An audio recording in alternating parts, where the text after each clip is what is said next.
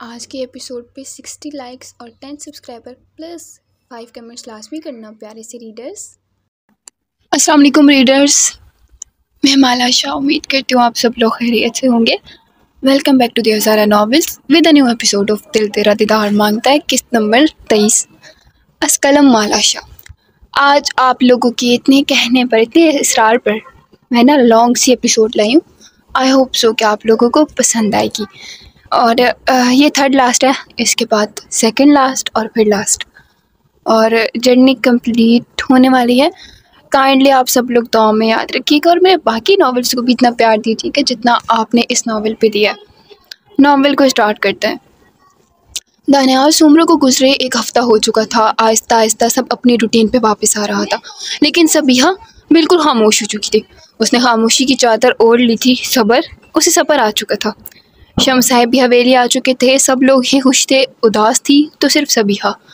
इब्तिसाम और जमजम के रिश्ते को भी सबने हंसी खुशी कबूल कर लिया था। दावर तो ज़्यादातर हवेली से बाहर होता था, अलबत्ता अब सब लोग उससे बात कर लेते थे।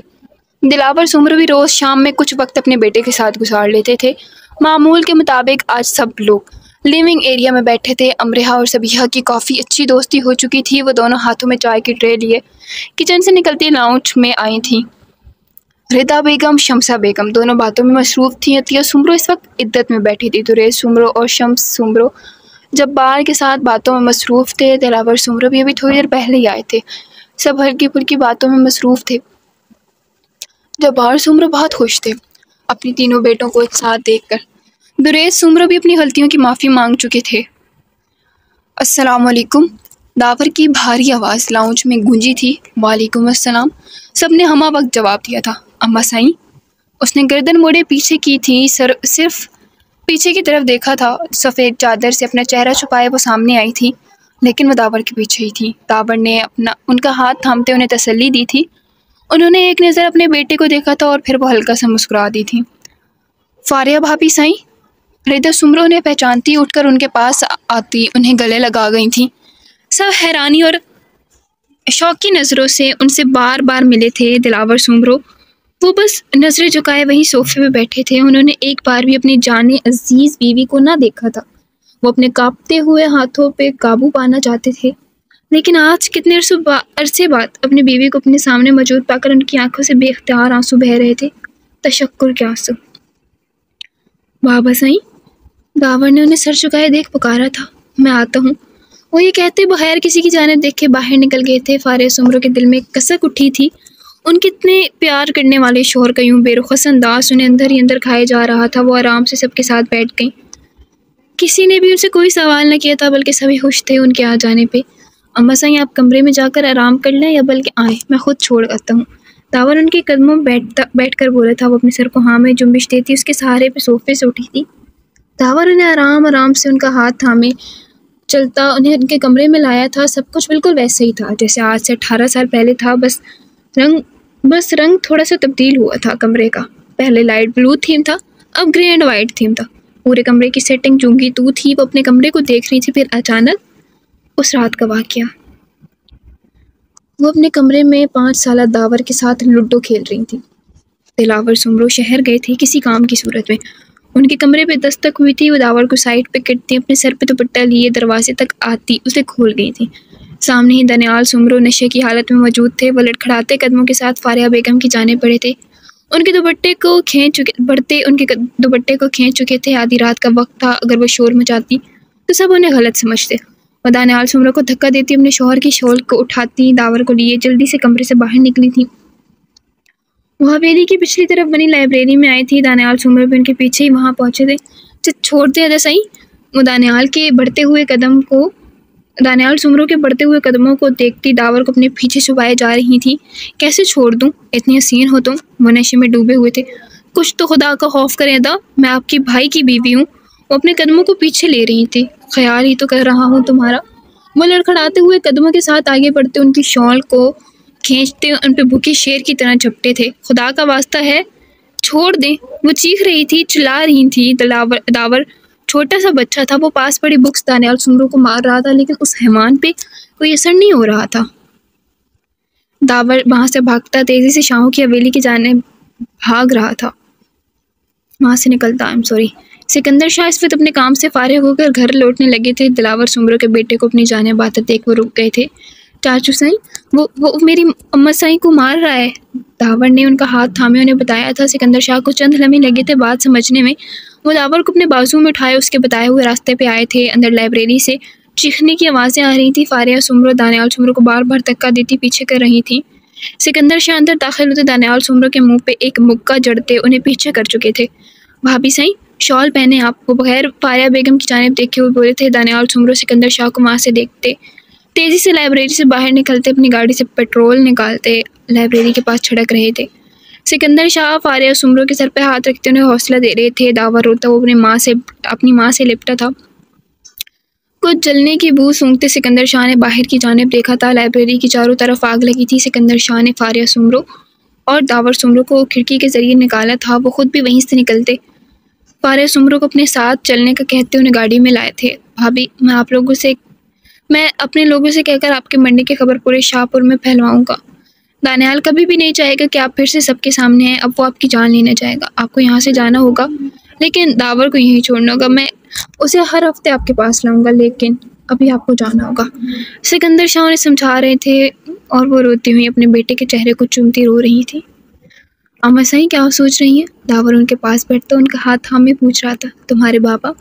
उन्होंने नम आँखों से दावर को देखा था। मैं और सिकंदर चाचू उन्हें सब सच्चाई बता चुके हैं। दावर उनके हाथ को दबाता उन्हें तसल्ली दे रहा था। दरवाज़ा खुलने की आवाज़ पे फारिया बेगम ने दरवाजे की जानिब देखा था। दिलावर सुमरो कंधे पे शाल डाले अंदर दाखिल हुए थे। कनपट्टियों पे सफ़ेदी झलक रही थी, माथे पे पड़ती शिकने और उनकी शहद रंग आँखों में पनपती अजनबियत फारिया और सुमरो की आंखों को फिर से नम कर रही थी। अच्छा, मैं चलता हूँ बाबा साईं, आप और अम्मा साईं कुछ वक्त गुजार लें साथ। दावर शरारती लहजे में वहाँ से कहता निकल गया था। सुबह निशा नहाकर आई तो तबरेज़ अभी सो रहा था। वो मुस्कुराती हुई आईने के आगे खड़ी हुई अपने बाल संवारने लगी थी। उसकी नज़र तबरेज़ पर पड़ी जो उसे देख रहा था। साईं, आप उठ गए? वो मुस्कुराते हुए बोली थी। आँख खुली है लड़की, तो जाहिर सी बात है जाग रहा हूँगा। वो बेड से उतरता बोला था। साईं, मजाल है जो कभी आप सही जवाब दे दें। निशा नाक सुकेड़ कर बोली थी। तुम्हारे सवाल ही ऐसे होते हैं, अब बंदा जवाब भी ऐसे ही देगा ना। वो उसे अपने हिसाब में लेता हुआ बोलता, छोड़े साईं, मुझे नीचे जाना है। वो खुद को छुड़वाते हुए बोली थी। मैं नहीं छोड़ रहा। नीचे जाकर तुमने काम ही करना है तो यहाँ रहकर मेरे काम करो। वो उस पे अपना घेर तंग करता हुआ बोलता। कौन से काम साईं? वो संजीदगी से बोली थी। मुझे प्यार करो। वो बेबाकी से बोला था। साईं, क्या कह रहे हैं आप? वो अपने गुलनार चेहरा छुपाए बोली थी। कौन सा कुछ गलत कह रहा हूँ? बीवी हो मेरी, हक है मेरा।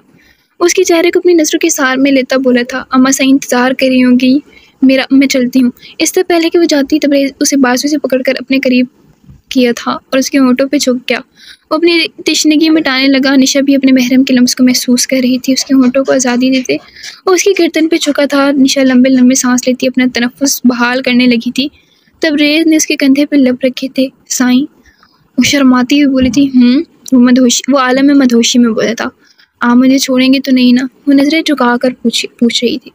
बोली थी सॉरी, आज मैं हमारा रिश्ता मजबूत कर दूंगा, दूरी का नाम भी नहीं रहेगा। ये कहते उसने उसे बेड पर लिटाया और वो खुद उस पर झुक गया था। इतना अरसा दूरी की वजह? वो दोनों वजूद कब से खामोश बैठे थे। बाल आखिर दिलावर सुमरो ही बोल गए थे। वजह आप जानते हैं? वो सर झुकाए बोल रही थी। मुझे सब आपसे सुनना है फारी। वो उन्हें उनके नाम से पुकारे थे। साईं, मैं सुनाते सुनाते बिखर जाऊंगी। वो रो पड़ी थी। मैं हूँ ना, बिखरने नहीं दूंगा कभी। लेकिन ये बहुत गलत था जो आपने किया। आप जानती हैं, इन 18 सालों में मैं एक बार भी नहीं मुस्कुराया। मेरी मुस्कुराहट जो छीनी आपने, उसका हिसाब कौन देगा फारी? वो ना चाहते हुए भी शिकवा कर बैठे थे। मैं पूरी कोशिश करूँगी कि आप फिर से मुस्कुराएं। वो अपने हाथों को देख रही थी जो कि ठंडे पड़ चुके थे। तो फिर अब की बार छोड़कर मत जाना। वो आगे होते उन्हें अपने सहार में लेते उनके हाथों को अपने हाथों में ले चुके थे। आज वो दोनों कई सालों बाद मुस्कुराए थे। शाम की चाय पे सब बाहर लॉन में बैठे थे। वो सब कितने अरसे बाद आज इस तरह एक साथ बैठे थे। आर्यन वहाँ भी आंखों की इशारों से रिमशा को तंग कर रहा था, जबकि निशा के चेहरे पे छाए रंगों को देखते निशा, तहमीना शाह और समीना शाह दोनों ही मुस्कुरा रही थी। तबरेज़ भी उसे नज़रों के इशार में लिए मज़ीद शर्माने पे मजबूर करता खुद महसूस हो रहा था। सिकंदर शाह, मुकद्दर शाह वो दोनों डेरे के हिसाब किताब को देख रहे थे। मुख्तियार शाह भी ज़मीनों के हिसाब के लिए कागजात देख रहे थे। वैसे दादी साईं दादा साईं आपसे कितना प्यार करते हैं? आर्यन ने मुख्तियार शाह को तंग करते अपनी दादी साईं से पूछा था। हट बेशरम, वो झेप सी गई थी। मुख्तियार शाह आज भी उनकी शर्मो हया के दीवाने थे। आर्यन सुधर जाओ तुम। सफीना शाह शीना के साथ बैठी हुई बोली थी। पप्पू साईं अगर मैं सुधर गया तो पाकिस्तान कैसे चलेगा? वो फर्जी कॉलर झाड़ता हुआ बोला था। हाँ बिल्कुल, पाकिस्तान तो तुम्हारी ठंडी जुगतों की वजह से चलता है ना। मुकद्दर शाह ने आर्यन को घूरा था। अरे वाह, आपको किसने बताया? बीवी, क्या तुमने बताया है? वो प्रिमशा की तरफ देख रहा था। नहीं, माशाल्लाह से तुम्हारे अपने कारनामों में से मैंने खुद अंदाजे लगाया है।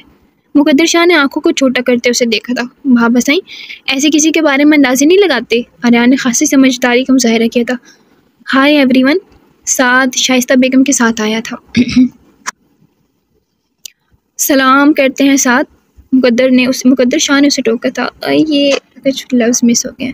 ओह हाँ, सलाम। वो भी आखिर आर्यन का दोस्त था, वो कैसे बात को सही तरफ ले जाता। मुकद्दर शाह सर झटक गए थे। सब औरतें शाइस्ता बेगम से बहुत खुश असलूबी से मिली थी। वो भी सबके साथ बातों में मशगूल हो गई थी। बार बार अपने बेटे की नज़रों को शीना की तरफ उठता देख वो मामला समझ चुकी थी। सफ़ीना, तुमसे कुछ मांगने आई हूँ मैं आज। उन्होंने सफ़ीना शाह को पुकार था जो अपनी अम्मा साईं के साथ बैठी थी और उनकी दूसरी तरफ शर्मीना बैठी थी। हुक्म करो शाइस्ता, उन्होंने मुस्कुराते हुए कहा था। तुम्हारी बेटी को अपनी बेटी बनाना चाहती हूँ, वो शीना की जानिब देखती हुई बोली थी। सब लोग ही शाइस्ता बेगम को देख रहे थे। मैं कुछ कैसे बोल सकती हूँ? आप बाबा साईं से बात करें, मेरी बेटी का फैसला भी वही करेंगे। सफ़ीना शाह ने मुख्तियार शाह की जानिब इशारा किया था। सफ़ी, शाइस्ता ने तबरेज़ की शादी पे मुझसे ही बात की थी। मैंने खुद ही उसे तुमसे बात करने को कहा है। मुख्तियार शाह अपनी बेटी की फर्माबरदारी पे मुस्कुराए थे। आज उन्हें सफ़ीना शाह में पश्मीना की झलक नजर आई थी। बाबा साईं, जो आपको बेहतर लगे, जैसे ठीक लगे। सफ़ीना शाह काफ़ी दिनों से बदल चुकी थी। अब वो जली कटी बातें नहीं करती थी। मैं कौन होता हूँ शर्मीना की ज़िंदगी का फैसला करने वाला? उसे खुद पूरा हक है। मुख्तियार शाह ने शीना को देखा था जो सर झुकाए बैठी थी। बताओ शीना, क्या मानोगी हमारी बात? सफ़ीना शाह ने अपनी बेटी के हाथ को अपने हाथ में लेते उससे उसकी मर्जी पूछी थी। नाना साईं, जैसा आपको बेहतर लगे। ये कहती वो हल्की सी मुस्कुराती उठकर निशा के पीछे छुपी थी। सब उसके शर्माने के अंदाज पे मुस्कुराए थे। चलो बस, अब कोई भी मेरी बहन को तंग न करे। निशा उसे अपने पीछे छुपाती हुई सबको घूर कर देखते हुए बोली थी। वो सब अपने ही गांव में महानूर और अहमद की फरमाइश पे घूमने के लिए आए थे। सबिहा और अमरहा महानूर और अहमद की पार्टनर्स बनी हुई थी। सब बड़े एक साथ चलते हुए बातें कर रहे थे। दावर, एहतशाम और इब्तिसाम गाड़ियों को पार्क करते ज़मीनों पे आए थे। महानूर और अहमद बहुत खुश थे। उन्होंने पहली बार इतनी हरियाली देखी थी और ठंडे पानी के बहते आबशारों को देखते वो दोनों खिलखिला रहे थे।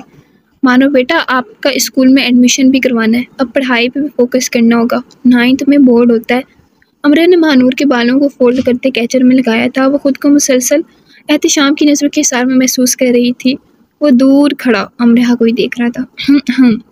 दावर ने गला खंगारते एहतशाम को घूरा था।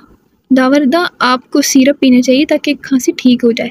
एहतशाम उसके घूरने को नज़रअंदाज करता हुआ बोला था। मुझे सिरप की ज़रूरत नहीं है, अलबत्ता तुम्हें शादी की शदीद ज़रूरत है। नहीं, फिर से पढ़ती हूँ। मुझे सिरप की ज़रूरत है या नहीं, लेकिन तुम्हें शादी की शदीद ज़रूरत है।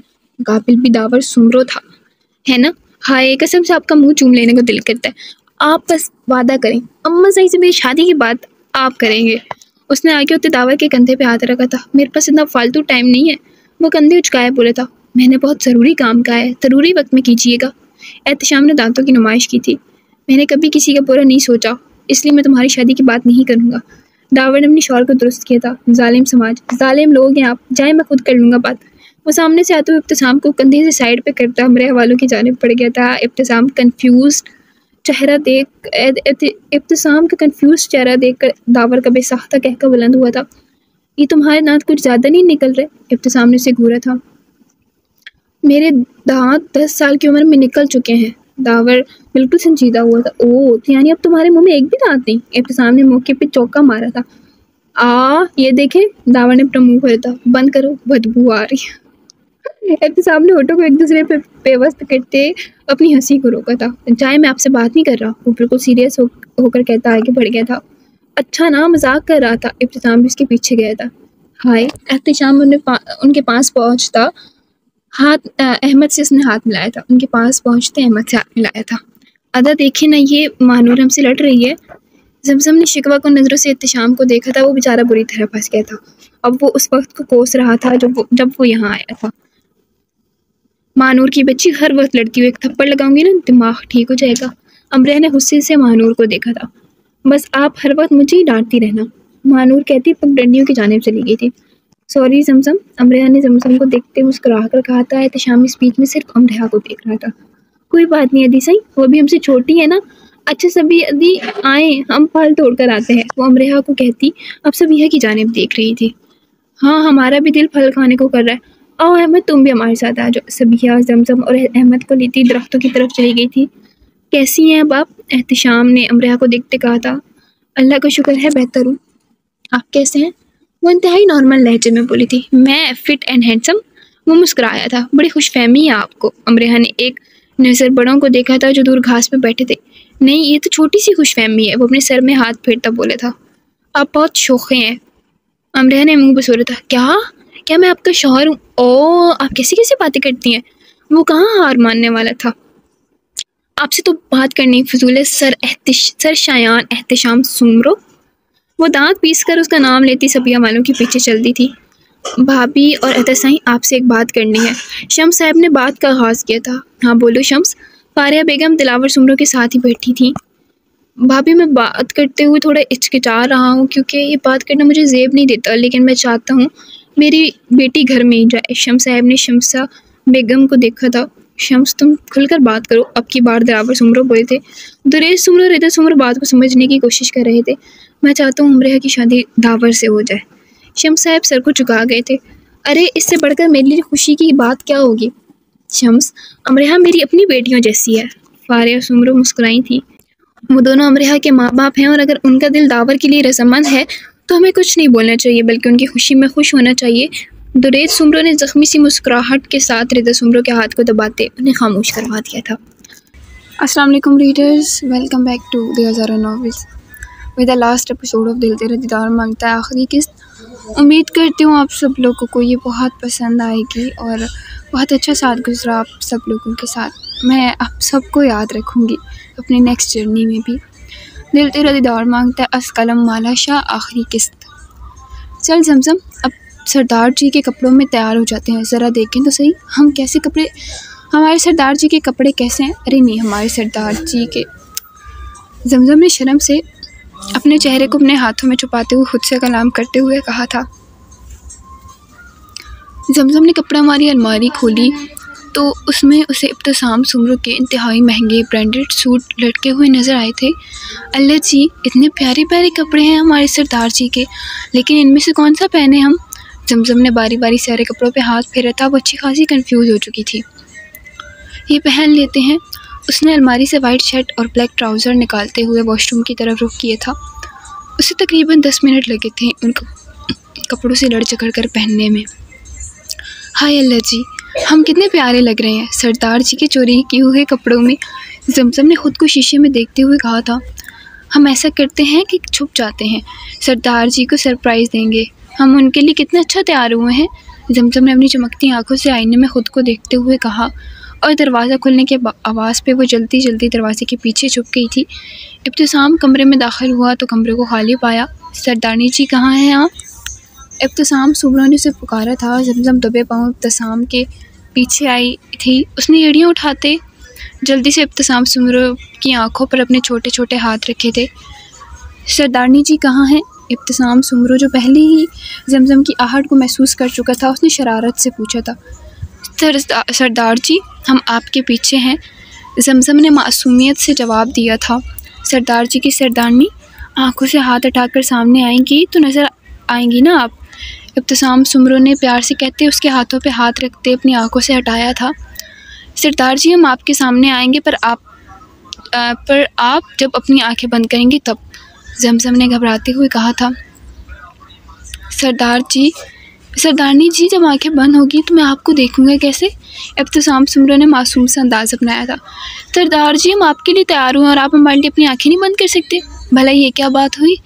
जमजम ने रूठने वाले अंदाज में कहा तो इब्तिसाम सुमरो के होंठों पर तबस्सुम बिखर गया था। अपनी छोटी सी बीवी की चालाकी और मासूमियत को देखते। ओके मैंने आंखें बंद कर ली, अब आ जाए आप सामने। इब्तिसाम सुमरो ने आंखों को छोटा सा बंद करते हुए कहा था तो वो शर्माते और घबराते इब्तिसाम के सामने आई थी। इब्तिसाम ने उसका सामना आना महसूस करके अपनी दोनों आंखों को खोला तो सामने जमजम को अपने कपड़ों में मलबूस पाया। सरदार जी, ये तो चीटिंग है ना, आपने अपनी आंखें नहीं खोलनी थी, जमजम ने पुरशिकवा अंदाज में कहते मुंह फुलाया था। अगर अपनी आंखें ना खोलता तो अपनी मासूम सी सरदारनी को कैसे देखता फिर मैं। इब्तिसाम सुमरो ने जमजम को अपनी प्यार भरी निगाहों से देखते हुए कहा था, जो उसके कपड़ों में बेहद क्यूट और मासूम सा बच्चा लग रही थी। सरदार जी कैसे लग रहे हैं हम? जमजम ने इब्तिसाम सुमरो से पूछा था। बहुत प्यारी लग रही हैं आप। इब्तिसाम सुमरो ने जमजम के दोनों गालों को चूमते हुए जवाब दिया था। सरदार जी फिर चलें शादी पर? जमजम ने सवाल किया। जी सरदार जी की जान, आप रेडी हो जाएं फिर चलते हैं, इब्तिसाम सुमरो ने जवाब देते अपने कदमों को बेड की जाने बढ़ाया था। पर सरदार जी हम तो तैयार हैं, जमजम ने अपनी तैयारी दिखाते हुए कहा था। नहीं, आप ऐसे कपड़े सिर्फ मेरे सामने पहन सकती हैं। अच्छा अब जाएँ, अच्छे से तैयार हो जाएं। इब्तिसाम ने अपने कफ के बटनों को बंद किया था। अच्छा सरदार जी, हम लिपस्टिक लगा लेते और बाल खोल लेते तो फिर ठीक होगा ना? जमजम ने मासूमियत से सवाल किया था। अच्छा लगाएं लिपस्टिक, इब्तिसाम ने आंखों में शरारत लिए कहा था। जमजम ने जमजम ने रेड डीप लिपस्टिक लगाते अपने लंबे और घने बालों को कमर पे छोड़ा था, जो किसी बहते अबशार के जैसा मंजर पेश कर रहे थे। सरदार जी अब देखें कैसे लग रहे हैं हम? जमजम ने इब्तिसाम को पुकारा था। मेरी सरदारनी जी पास आकर दिखाएं, इतनी दूर से नज़र नहीं आ रहा मुझे। इब्तिसाम ने आंखें छोटी करके जमजम को देखते हुए कहा था। जमजम इब्तिसाम के करीब आई तो इब्तिसाम ने उसे खींचकर अपनी गोद में बिठाते उसे मज़ीद अपने करीब कर लिया था कि दोनों के दरमियान तमाम फासले मिट गए थे। सरदार जी बताइए हम कैसे लग रहे हैं? जमजम जो अभी कह रही थी, इब्तिसाम उसके चेहरे को पकड़ते उसके लबों को अपनी गिरफ्त में लेते उस पर अपनी शिद्दत निछावर करने लगा था। वो उसकी कमर पर अपनी गिरफ्त को सख्त कर गया था। जमजम को अपनी सांसें बंद होती महसूस हुई थी। कुछ ही लम्हों में इब्तिसाम सुमरो ने जमजम की हालत बिगाड़ कर रख दी थी। इब्तिसाम उसकी हालत पर रहम खाते हुए उसके लबों को आज़ादी बख्शते उसकी गर्दन पे झुका था। सरदार जी आपसे तैयारी का पूछा था, मेरे लिप्स खाने को नहीं कहा था हमने? जमजम ने मुंह बिगाड़ते हुए कहती। इब्तिसाम को बहुत प्यारी लगी थी। पहले का तो पता नहीं पर अब ऐसी लग रही हैं आप। इब्तिसाम सुमरो ने जमजम की शर्ट पर अपने होठों को रगड़कर जमजम को शीशे के सामने किया तो जमजम की चीख निकल गई थी। अपने चेहरे पे जा बजा लिपस्टिक देखकर, यहाँ तक कि अपनी शर्ट पर भी लिपस्टिक के निशान देखकर। सरदार जी इतने प्यार मोहब्बत से तैयार हुए थे हम आपके लिए, जमजम ने रूहान सा होकर बोला था। मेरी सरदारनी जी आप दोबारा से तैयार हो जाए, बल्कि मैं आपको खुद कर देता हूँ ना, इब्तिसाम सुमरो ने अपनी पेशकश की थी। नहीं सरदार जी, वो ड्रेस बहुत हैवी है जो आप लाए थे, इसलिए हमने आपके कपड़े पहन लिए थे। वैसे भी तो हस्बैंड वाइफ एक दूसरे का लिबास होते हैं ना। जमजम ने इब्तिसाम को अपनी बातों में बहलाते हुए कहा था। ओ अच्छा जी, तो आए मैं आपका प्यारा सा लिबास आपको ज़ेबतन करवाता हूँ। वो जो मानी कहता उसे बाहों में उठाए चेंजिंग रूम की तरफ बढ़ा था। चेंजिंग रूम की तरफ चल दिया था। वो सब लोग थोड़ी देर पहले ही शाह हवेली से लौटे थे। सब थक चुके थे, लेकिन जब्बार सुमरो के हुक्म से वो सब ड्राइंग रूम में बैठे थे। मुझे तुमसे कुछ बात करनी है, जब्बार सुमरो ने अपनी बात का आगाज़ किया था। जी बाबा सही, मुझे तुम सबसे ओके है। जी बाबा सही, सब एक ज़बान होकर बोले थे। पहले ही दानियाल की वजह से मैंने अपने एक पोते को गमज़दा देखा है। दानियाल की अना की वजह से मैंने एक पोते को गमज़दा देखा है, अब दूसरे को नहीं देख सकता। मैं चाहता हूँ शर्मीन और साद के निकाह के साथ साथ अमरहा और शायान का निकाह हो जाए। तुम्हें कोई एतराज़ तो नहीं शमसा? उन्होंने बात ख़त्म करते अपनी बहू से पूछा था, क्योंकि वो जानते थे कि माँ को बड़े खदशे होते हैं बेटियों के लिए। नहीं नहीं बाबा से मुझे कोई एतराज़ नहीं। वो मुस्कुराई थी। अमरहा भी मुस्कुराती हुई इधर उधर देखने लगी थी। जब उसने एहतिशाम को अपनी जानिब देखता पाकर धड़कते दिल के साथ नज़रें मोड़ ली थी। एहतिशाम भी हल्का सा मुस्कुराया था। और मैं तेज़ से बात करके दावर और सबिया के निकाह का भी ऐलान जल्द करवाऊँगा। जब्बार सुमरो ने अब की बार दावर को देखा था। सबिया की आंखें खुशी से चमकी थी। माजरत दादा सही, अभी तो मुझे कुछ अरसे के लिए इंग्लैंड जाना है, वापस आकर बात करेंगे इस बारे में। दावर कहता बगैर किसी की सुने हवेली से बाहर निकल गया था। सबिया नम आँखों से उस तकलीफ़ को बर्दाश्त करती मुस्कुराती हुई नजरें झुका गई थी। वो तुम्हारा ही है, हाँ, बस थोड़ा सा हवा है तुमसे, लेकिन वो मोहब्बत सिर्फ तुमसे करता है मेरी चंदा। फारिया सुमरो ने आगे होते उसे अपने साथ लगाया था। नहीं है वो हमारे, वो छोड़ जाएंगे इस बार भी। अपने आंसुओं को छुपाती कदमों को पीछे की जानिब करती अपने कमरे में चली गई थी। फारिया सुमरा अफसोस से चर चटक गई थी। वो जानती थी उनका बेटा सभी से बेहद मोहब्बत करता है, लेकिन इस वक्त वो खामोश रहने के सिवा कुछ नहीं कर सकती थी। रात को रिमशा कमरे में बैठी किताब पढ़ रही थी जब आर्यन दरवाज़ा खोलते अंदर दाखिल हुआ था। उसे देखकर रिमशा को शरारत सूझी थी। जानम क्या कर रही हो? आर्यन घड़ी उतारता बोला था। रिमशा ने कोई जवाब न दिया और किताब चेहरे के आगे कर दी और वो हंसने लगी थी। शबाटरी? आर्यन ने उससे फिर से मुखातिब किया था, मगर आगे से खामोशी मिली। आर्यन को उसकी इस हरकत पे गुस्सा आया था। वो सब बर्दाश्त कर सकता था सिवाय उसकी इग्नोरेंस के। वो गुस्से से उसकी जानिब गया और उसके पास वो ज़ोर से पकड़ी थी। साईं क्या कर रहे हैं? दर्द हो रहा है। वो नम आँखों से बोलती, तो ये इग्नोर करने से पहले सोचना चाहिए था ना। चलो शाबाश, जो साड़ी ला कर दी थी वो पहन कर आओ। वो गुस्से से बोलता, वो मुझे पसंद नहीं है, मैं नहीं पहनूंगी। वो हाथ छुड़वाते हुए बोलती, रिमशा जल्दी जाओ। रिमशा को वाकई वो गुस्से में लगा था क्योंकि उसने उसका नाम लेकर मुखातिब किया था, इसलिए वो जल्दी से साड़ी लेते वॉशरूम में घुस गई थी। कुछ देर बाद वो बाहर आई तो आर्यन को सामने बेड पे बगैर शर्ट के बैठा पाया था। आर्यन उसे देखकर चलता उसके पास आया था। जो ब्राउन साड़ी पहनी उसके सामने खड़ी थी। गला थोड़ा सा डीप था। उसे देखता बेखुद हो रहा था। उसने उसे कमर से थामे अपने करीब किया और उसकी थोड़ी पर दांत गाड़े। वो सिसकी थी।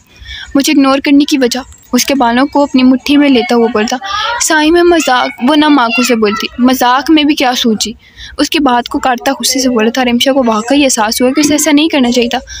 साई सॉरी। वो मासूम मुँह बनाकर बोल दी तो आर्यन ने उसके होंठों को अपनी गिरफ्त में लिया था। रिमशा बिन पानी की मछली की तरह तड़पने लगी थी। आइंदा ऐसा किया तो फिर देखना। उसके इस कदर गुस्से करने से रिमशा रोने लगी थी। जानम क्या हुआ, क्यों रो रही हो? उसके रोने पे घबरा गया था। आप मम्मा मुझसे प्यार नहीं करते? वो रोते हुए बोली थी। करता हूँ जानम, मैं अपनी शबाटरी से बेहद मोहब्बत करता हूँ। वो उसके चेहरे को चूमता हुआ बोला था। फिर क्यों डांटा? वो सूं सूं करती मासूमियत से बोली, आपने इग्नोर क्यों किया? वो चेहरे को संजीदा करता बोला था, सॉरी। उसके सीने से लग गई थी। सॉरी की ज़रूरत नहीं है बीवी, लेकिन मुझसे आपका इग्नोर करना बर्दाश्त नहीं होता। चाहे आप उसके बदले मेरी जान ले लें, लेकिन यूँ नज़रअंदाज होना, वो भी आपसे, मुझ में बर्दाश्त नहीं। उसके हाथों को थामे सच्चे दिल से बोल रहा था। उसकी आंखों में सच्चाई की चमक थी। रिमशा को वाकई अपनी गलती का एहसास हो चुका था।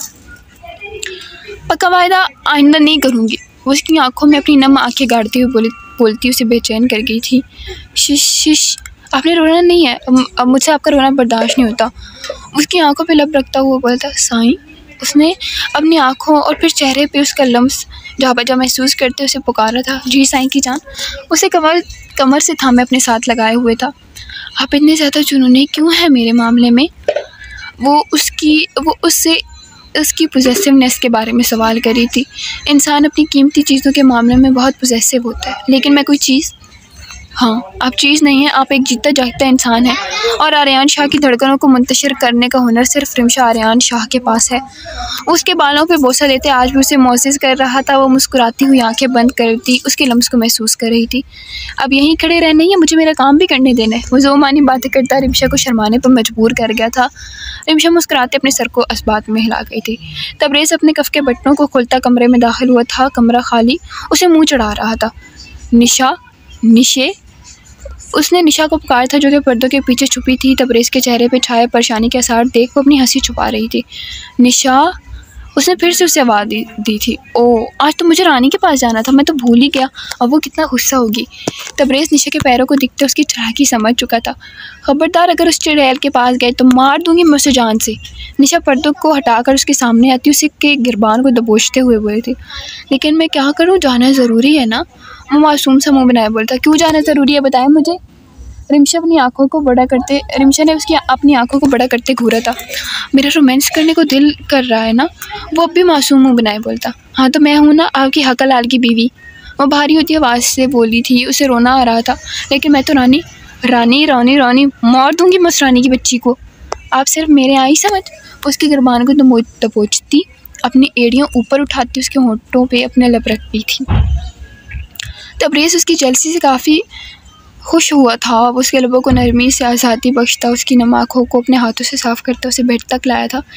मैं सांस लेना भूल सकता हूँ, लेकिन लड़की, तुमने मेरे दिल पे कब्ज़ा किया हुआ है। वो मुस्कुराते हुए बोलता। निशा को भी हंसा गया था। अगली सुबह आज 7 शर्मीना और अमरेहा एहतिशाम का निकाह था। दोनों हवेलियों में शादी की तैयारियां शुरू थी, लेकिन निकाह की तकरीब दोनों हवेलियों के दरमियान बने बाग में रखी गई थी। सब आज कामों में बेहद मसरूफ़ थे। आप जा रहे हैं? उसके कमरे में दाखिल हुई थी, जो लैपटॉप पे झुका कुछ डॉक्यूमेंट्स तैयार कर रहा था। हाँ, जा रहा हूँ। वो अब भी लैपटॉप पे उंगलियां चला रहा था। यहाँ क्यों नहीं रह रहे? उसकी तरफ देखती हुई बोल रही थी। यहाँ रहने की कोई वजह नहीं। वो उसे एक नज़र देखते अपनी पूरी तरह से नज़रअंदाज कर रहा था। आप हमेशा से जालिम रहे हैं साईं। वो कहती रो पड़ी थी, आंसू निकाब से छलक रहे थे। आपने भी तो जुल्म किए हैं। उसकी नम आवाज़ को सुनते दावर की लैपटॉप की बोर्ड पर चलती उंगलियां रुकी थीं। हम जालिम नहीं हैं। वो इस इल्ज़ाम पे तड़प उठी थी। मेरी मोहब्बत से हमेशा नावाकिफ़ रही हैं आप। ये जुल्म था। वो अब शिकवा कर रहा था। अब तो जान गई हूँ ना। वो जैसे बेबस हुई थी। जाना ज़रूरी है मेरा। वह लैपटॉप को साइड पर रखते उठ खड़ा हुआ था। क्यों ज़रूरी है? वो अब भी उसी जगह पे खड़ी हुई थी। वहाँ मेरी ज़रूरत है। वो अपनी शॉल पे हाथ फेरता बोला था। ज़रूरत तो हमें यहाँ भी थी। वो नम आँखों से बोलती वापस जाने को मुड़ी थी। हाथ भी उठाया था आपने मुझ पर। वो सर झुका एक और शिकवा कर गया था। सॉरी। वो बस इतना ही कहती रो पड़ी थी। कहा ना रोया मत करें, मुझे मेरी सांसें बंद होती महसूस होती हैं। वो दूर से ही बोला था। आप जानबूझकर रुलाते हैं मुझे।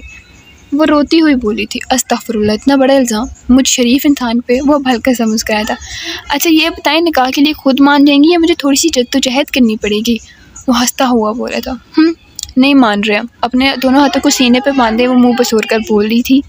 अच्छा मान जाना यार, मैं सारी ज़िंदगी आपके बर्तन धोऊंगा। वो बड़ा अजीब तरीके से मोहब्बत का प्रपोज़ल पेश कर रहा था। पक्का? वो भी जैसे खुश हुई थी। जी पक्का। वो हंसता हुआ बोला था।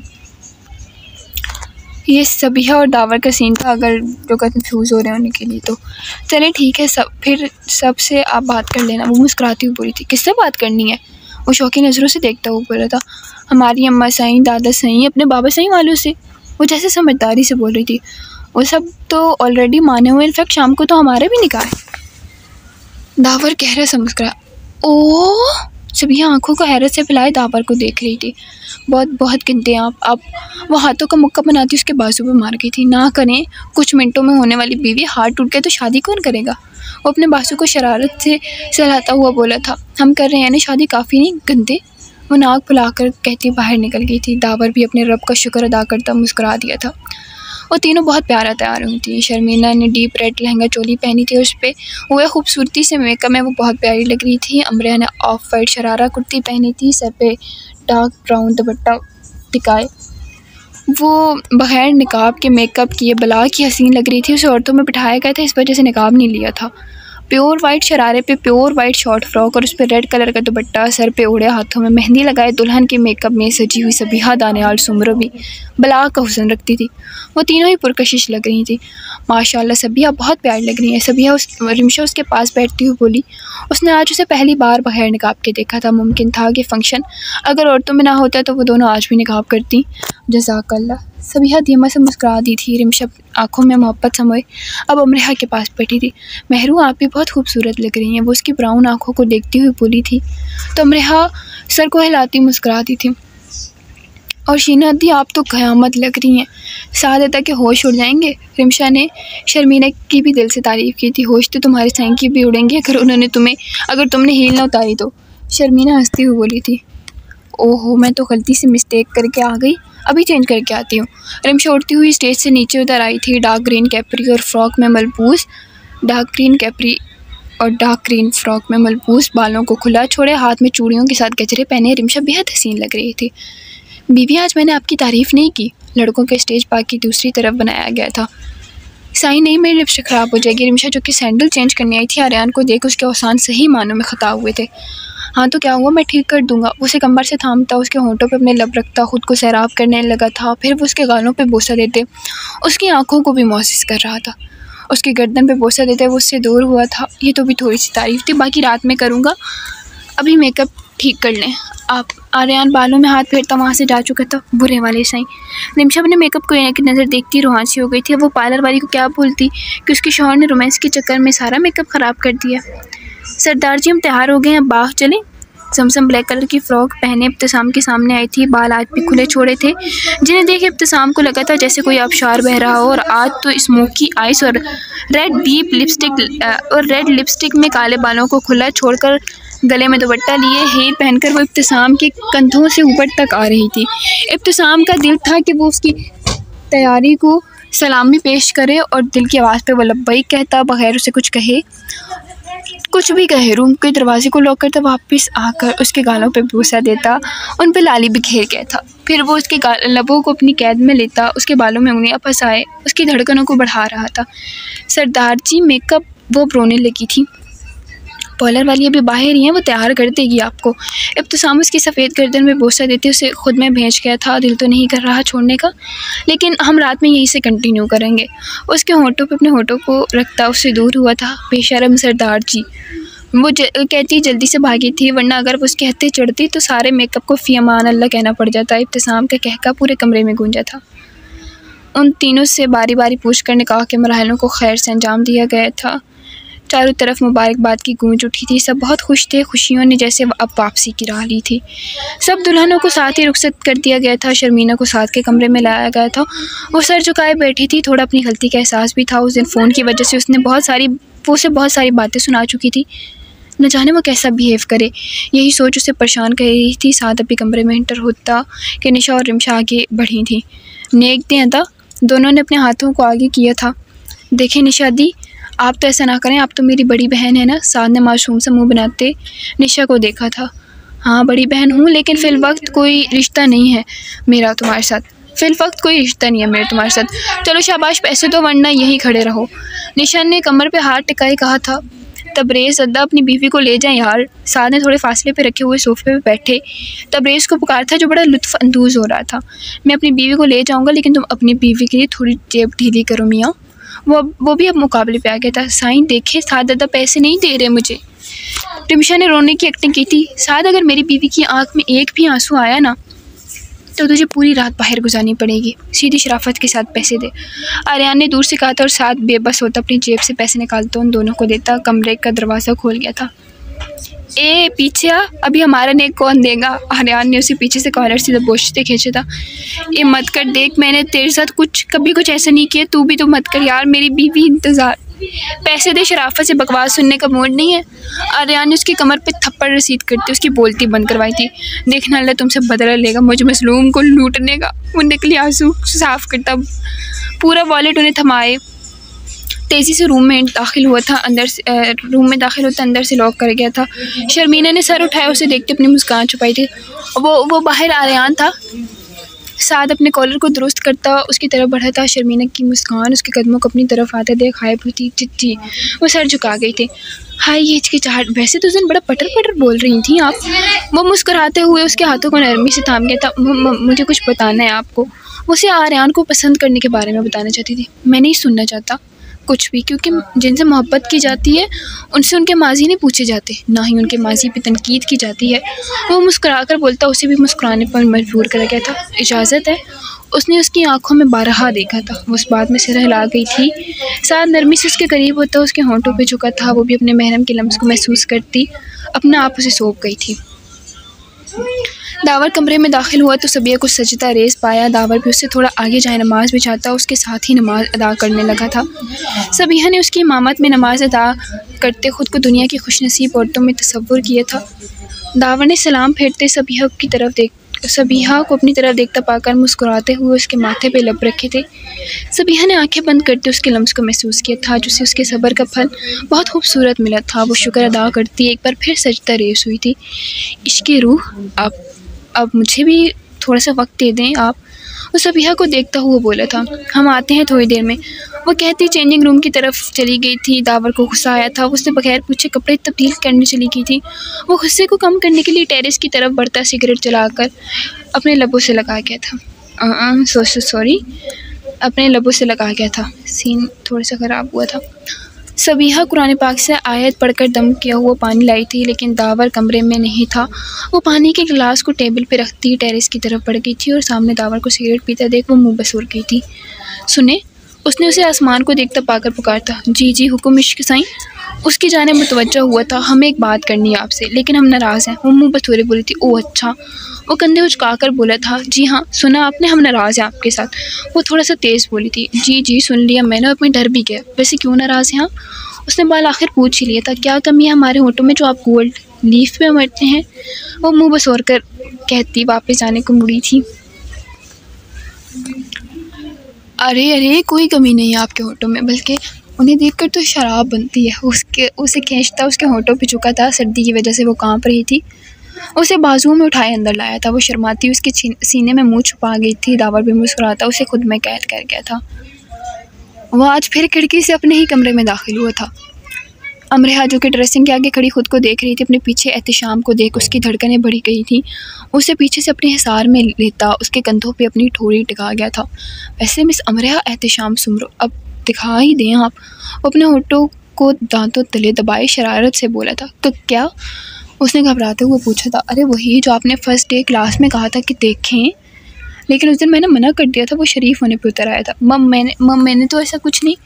हाँ, आपने तो कुछ नहीं किया। उसके कानों के साथ दाढ़ी को मस करता मज़ीद उसकी धड़कनों को बढ़ा गया था। अमरेहा को लगा था उसका दिल अभी बाहर आ जाएगा। वो मैं सर एहतिशाम उसकी कुर्बत में हकला रही थी। कितने प्यार से बोला आपने। अब बोलने वालों को दाद तो वसूल होनी चाहिए। वो कहता उसे ड्रेसिंग के साथ लगाए, उसका रुख मोड़े, उसके लबों को कैद कर गया था। अमरेहा ने हाथों से उसकी कमीज़ को दबोचा था। आहिस्ता आहिस्ता उसके अमल में शिद्दत आ रही थी। वो उसके होठों से उसकी गर्दन पे झुका था, लेकिन अमरेहा की बेतरतीब सांसों को महसूस करते हुए उसकी कमर से लाता उसे आराम से बाहों में उठाए बेड पर लाया था। पानी दूँ? उसने पानी के जग की तरफ देखते अमरेहा से पूछा था। अमरेहा ने जल्दी से सर इस्बात में हिलाया था। रिलैक्स हो जाए। उसे पानी के गिलास थमाए मुस्करा कर बोला था। आपके साथ रिलैक्स ही हूँ। वो पानी पीती मुस्कुरा कर उसके सीने पर अपना सर रख गई थी। चंद सालों बाद रिमशा और आर्यान को अल्लाह पाक ने बेटी से नवाजा था, जिसका नाम उन्होंने रिमशा और आर्यान का मिक्सचर, ठीक है, रमयान रखा था। आर्यान बेड पर बैठा मोबाइल यूज़ कर रहा था और रिमशा ऐसे रमयान को सुलाने की कोशिश करी थी। इनमें थोड़ी सी मिस्टेक हो गई है, जो कि रात के 3 बजे तक जाग रही थी। बेटा सो जाओ ना, मम्मा को नींद आ रही है। रिमशा रूहान सी होती बोली थी। उसकी बात सुनता आर्यान उसके पास आया था। जानम आप लेटो, मैं सुलाता हूँ। आर्यान उससे रमयान को लेते बोला था। रिमशा भी उसे पकड़ाती बेड पर जाकर लेट गई थी।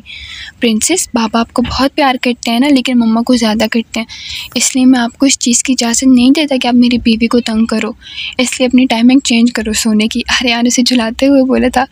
उसकी बात सुनकर मुस्कुराई, जैसे समझ लग गई हो। चलो बेटा अब सो जाओ, आपकी मम्मा पापा ने एक दूसरे की थकावट भी तो उतारनी है। वो भी बाकी से बोला था। रिमशा ने उसकी बात सुनते कम्बल मुंह तक ताल लिया था। तकरीबन आधे घंटे बाद वो सोई थी। आर्यान से बेबी कॉट में लिटाता रिमशा के पास आया था। जानम सही उठे, मुझे पता है आप जाग रही हैं, साई मुझे सोना है। वो मुंह बनाते हुए बोलती। नहीं शपाटरी, पहले प्यार करना है, वो भी तू पे तू बोला था। ये कहते उसने उसके होंठों पे होंठ रख दिए थे। रिमशा भी मजम्मत छोड़े उसका साथ देने लगी थी। उसके होंठों को छोड़ वो उसकी गर्दन तक आया था। गर्दन से कंधों तक का सफ़र वो चंद पलों में कर गया था। सारी रात वो एक दूसरे के वजूद में खोए रहे थे। अल्लाह पाक ने तबरेज़ को 2 बेटों से नवाजा था, एक मिनहाम तबरेज़ शाह और दूसरा ज़रआन तबरेज़ शाह। वो दोनों ही बेहद शरारती थे, हर वक्त निशा को तंग किए रखते थे, लेकिन दोनों रमयान के रखवाले थे, हमेशा उसके लिए लड़ते थे, छोटी से छोटी चीज़ भी बांट कर खाते थे। दावर का एक बेटा था यावर सुमरो और एक नन्ही परी जो भी 2 माह की थी, दाविया। वो खूबसूरती में अपनी माँ पे गई थी, लेकिन उसकी आँखें शहद रंग थीं, बिल्कुल दावर की तरह। जमजम को बच्चों का बहुत शौक़ था, लेकिन बकौल इब्तिसाम सुमरो के वो खुद अभी बहुत छोटी है, वो बच्चे नहीं संभाल सकती। अम्मा सही देखें, यावर ने हमारी चॉकलेट खा ली है, हम सरदार जी को बताएंगे। जमजम उदासी रिदा सुमरो के पास आई थी, जो कि फारिया सुमरो के साथ बातों में मसरूफ़ थी। जमजम बुरी बात बेटा, वो आपका भतीजा और भांजा भी है। रिदा सुमरो ने उसे टोका था। हाँ हाँ हमें पता है, अब आप हमसे प्यार नहीं करती। जमजम ने नम आँखों से कहते रुख पलटा था। सरदारनी जी कहा भी था ना, रोया मत करें आप, देखें मैं बहुत सारी चॉकलेट्स लाया हूँ। इब्तिसाम किसी का ख्याल किए बगैर अपनी छोटी सी बीवी को अपने बाजुओं में भरता चॉकलेट का पैकेट उसे थमाए ऊपर सीढ़ियाँ चढ़ने लगा था। फारिया सुमरो रिदा सुमरो माशाल्लाह कहती मुस्कुरा दी थी। हर कहानी का आखिर खूबसूरत नहीं होता, और ना ही हर कहानी अपने अच्छे अंजाम को पहुँचती है। दरअसल हकीकत तो तब शुरू होती है जब कोई कहानी ख़त्म हो जाती है। तबरेज़ और निशा की कहानी से हमें ये सीखने को मिला कि कोई भी किसी को उसकी खामियों से हमें कभी भी किसी को उसकी खामियों से जज नहीं करना चाहिए। हो सकता है वो इंसान आपसे भी ज़्यादा आगे हो, लेकिन आप अपनी अना में मकान उन्हें तकलीफ़ से दो चार कर रहे हैं। सबीहा और दावर की मोहब्बत से एक बात तो साबित हुई कि मर्द अगर मोहब्बत कर ले तो किसी भी सूरत में पीछे नहीं हटता। और मैं जानती हूँ हर लड़की सबीहा नहीं हो सकती और ना ही किसी के लिए दावर जैसे मर्द आते हैं, लेकिन हर लड़की को अपने पर्दे की हिफाजत सबीहा की तरह करनी चाहिए। ख़ुद को महफूज रखना चाहिए अपने महरम के लिए। इब्तिसाम और ज़मज़म सबके मोस्ट फेवरेट कपल, उनकी कहानी से भी हमें बहुत कुछ सीखने को मिला, लेकिन ये ख़ास तौर पे मर्दों के लिए था। आजकल अगर किसी लड़की के साथ खुदा न करे कोई बुरा वाक़या पेश आ जाए तो लोग बातें बनाते हैं, जबकि इब्तिसाम सुमरों ने सिर्फ बातों से बचाने के लिए अपनी इज़्ज़त बनाया था। अगर आजकल किसी लड़की के किरदार को उछाला जाता है तो सबसे पहले उसे वो मर्द छोड़ कर जाता है जो उससे मोहब्बत के दावे करता है, लेकिन बहुत कम मर्द होते हैं ऐसे जो उस वक्त भी अपनी मोहब्बत का साथ निभाते हैं। ये मर्द सिर्फ नॉवेल्स और ड्रामों में नहीं पाए जाते, हकीकत में भी ऐसे मर्द होते हैं। एक बात याद रखना गुड़िया, मर्द कभी भी मुश्किल हालात में छोड़ कर नहीं जाते, और जो छोड़ जाएं वो मर्द नहीं होते। अगर आप सब इस पर अच्छा रिस्पॉन्स मिला आप सबसे तो मैं इंशाल्लाह इन किरदारों को एक बार फिर लिखूँगी ख़त्म शुद्दा। मैं चाहती तो ये सारी बातें जस्ट आपको बोल सकती थी, बट मैंने लिखा कि मेरा जो नॉवेल अब PDF में अगर आएगा तो वैसे मैं ई-बुक देना चाहती हूँ, मैं इसकी ई-बुक दूँगी और अपने कुछ रीडर्स का ख्याल भी करूँगी कि मैं बहुत कम रेट पे दूँगी। तो मैं ये बात कहना चाहती थी कि लाइक अगर जैसे मेरे कुछ रीडर्स समझ जाएं मेरी बात को कि अगर आप लड़के हो और लड़की की लाइफ में जैसे मुश्किलात आ रही हैं, उसके किरदार पे लोग कीचड़ उछाल रहे हैं, तो आप उसका साथ नहीं छोड़ के जाओ, क्योंकि असली मर्द मुश्किल हालात से डर कर नहीं भागते, मर्द तो मुकाबला करते हैं ना। और अगर आप औरत हैं तो सबीहा की तरह ख़ुद को महफूज रखें अपने महरम के लिए। ये नहीं हर किसी के लिए दावर सुमरन नहीं आते, बट हाँ ये कह सकती हूँ कि ऐसी दुनिया में ऐसे मर्द भी होते हैं, इस दुनिया में भी ऐसे मर्द होते हैं ना जो इज़्ज़त को इज़्ज़त समझते हैं। मेरे प्यारे से रीडर्स, आप सब लोगों के साथ मेरा बहुत अच्छा वक्त गुजरा, बहुत अच्छा लगा मुझे आप लोगों के कमेंट्स वगैरह देख कर, मुझे बहुत अच्छा लगता था। आप सब लोग अपनी राइटर माला शाह को दुआओं में याद रखिएगा। इंशाल्लाह न्यू नॉवेल तस्कीन इश्क के साथ हाजिर होंगी इसी चैनल पे, और अपना नॉवेल हयातुम भी कंटिन्यू करना है। तो हमें याद रखिएगा अपनी प्यारी सी राइटर, मासूम सी राइटर माला शाह को। अल्लाह हाफिज़।